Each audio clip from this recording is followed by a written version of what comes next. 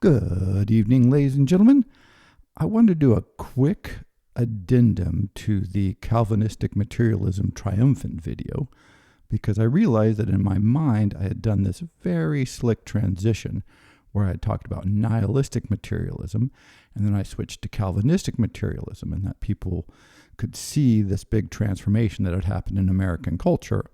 However, I didn't actually say that in the lecture, so I just wanted to fill that in slightly. So what is the difference between Calvinistic materialism and nihilistic materialism?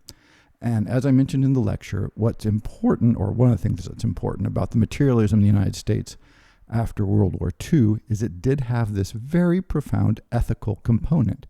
It was materialism was a force of good that had been triumphant over the force of evil. It was evidence that we were doing right. We were the chosen people.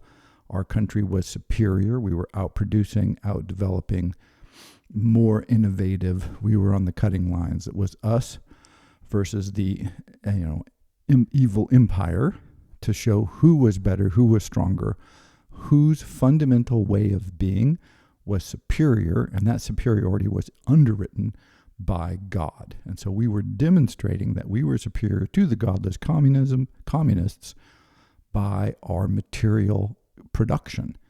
So it sounds weird to say this, but it is, I think, necessary to grasp how profoundly strong this was felt. And so we toured symphony orchestras through Europe. We toured industrial exhibits. We were constantly showing off our productivity.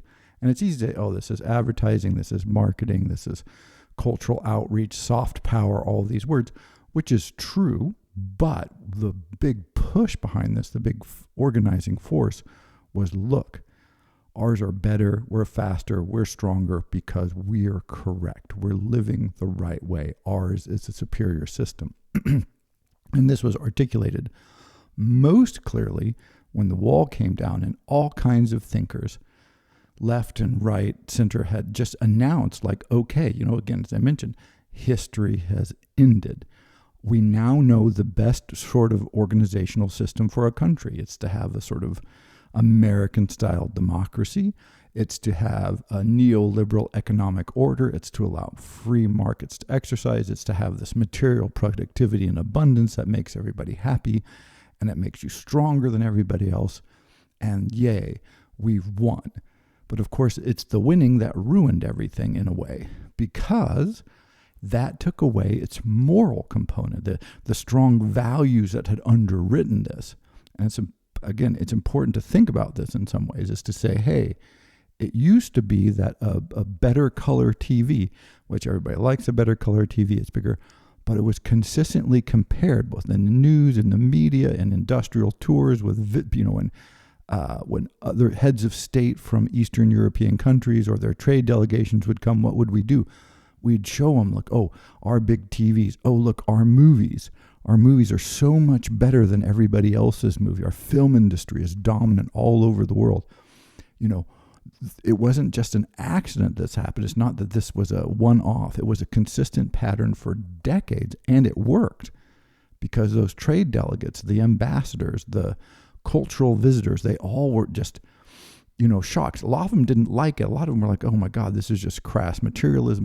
But they all noticed it. It wasn't subtle. They were amazed. Another example of this is, all over Europe, old cities thought, well, American car culture must be right. Like, this is the correct answer. And so they started tearing up their centers of their towns. They started putting in more freeways. Because the American model, that was clearly the correct model. And we want to do things the American way. And if you don't, you're just going to fall behind and be lost and be in the dustbin of history, as it were. And but don't believe me. Go and check the news media when the Berlin Wall falls, or when the Soviet Union finally breaks up in 91. And the triumphalism was unsubtle, and it just announced, like, okay, there it is, final proof. The American way of life is the way of life chosen, and then depending on the press, it's not subtle in anybody, but some people would just say chosen by God, right? Like, we are living correctly too. Oh, we have the best model, right? History famously has ended, Last Man and all that. Hegelian, although Hegel sort of didn't necessarily say it was America that was going to do this, but that concept of the last system, the system has been perfected. Now we're just sort of coloring in the lines. Now, many other thinkers, less popular, more subtle, more historically aware, sort of started waving their hands and going, no, this is trouble. And part of the trouble, many pieces of trouble come from this, but part of the trouble is that now materialism lost its moral component. It no longer, your whole system is proof that you're superior, but superior to what? Right? We don't need a better TV now because we've already proven that our materialism is superior. So slowly, not even, depending on how you want to think historically, we're actually fairly rapidly, but the just repetition, the sort of greed is goodism, people started going, well, for what and for whom? It was great when all this was demonstrating how much better we were than them, but are we proving just how much better we are than who are we competing with? It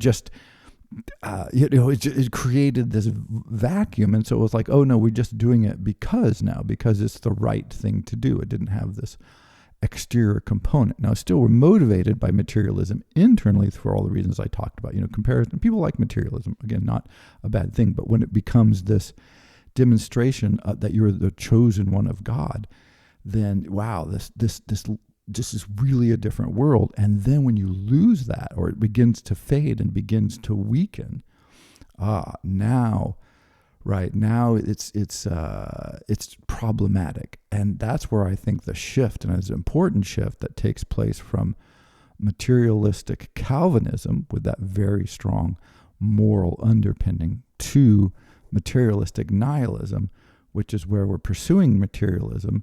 We're going to pursue materialism. Our whole system is built around this. Yet we're starting to forget why. Another aspect of this is, and this happens to do with all developing countries, at some point, the easy financial gains. So if there's no bridge across a big river, the first bridge that built probably is going to produce a significant amount of GDP boost, big financial impulse, economy will grow. You build the second one, it's probably going to do pretty good. At some point, it doesn't help to have 1,000 bridges, unless it's a very big river indeed. But you know what I'm saying? Like, it's every bridge, you sort of lose the marginal increase in prosperity that might be produced. And so with developed countries, like you put a freeway in across the United States, which was a post-war project. Hello, Eisenhower. And you saw, that did a lot, changed a lot of things, did a lot of material boost. All the freeways that are in place now need repair. And this costs of freeways unbelievable amount of money to maintain them. But maintaining them doesn't give you a big boost. In fact, it gives you basically very limited boost.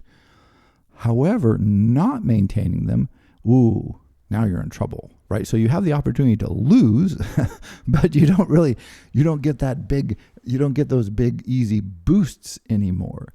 And something like this, I think, happened sort of psycho-emotionally when people were moving from, hey, we didn't have electricity to we did have electricity, Tennessee Valley Authority in the 30s, electrification projects and dam projects of the 40s and 50s. I mean, that is a massive change in your life. The materialistic improvements, like, TV is great, color TV is great. But at some point, a bigger, flatter, more 4K or 6K or 12, I don't know how many Ks we're up to, 57 Ks, right? The marginal gains start to look pretty sketchy. Like how much it turns out it makes people a lot happier when they don't have to go out in the snow and gather, firewood and split it and hopefully not have the guy who has the forest kill you for stealing firewood so that you don't freeze to death in the winter. Having electric heat is a big, wow, that's a huge improvement. However, again, moving from gas-fired heat to maybe a more efficient electric-fired heating system, it's better. Maybe in some ways you don't have to spend as much money on energy. Maybe you smooth out the curves, but it's not that much of an improvement.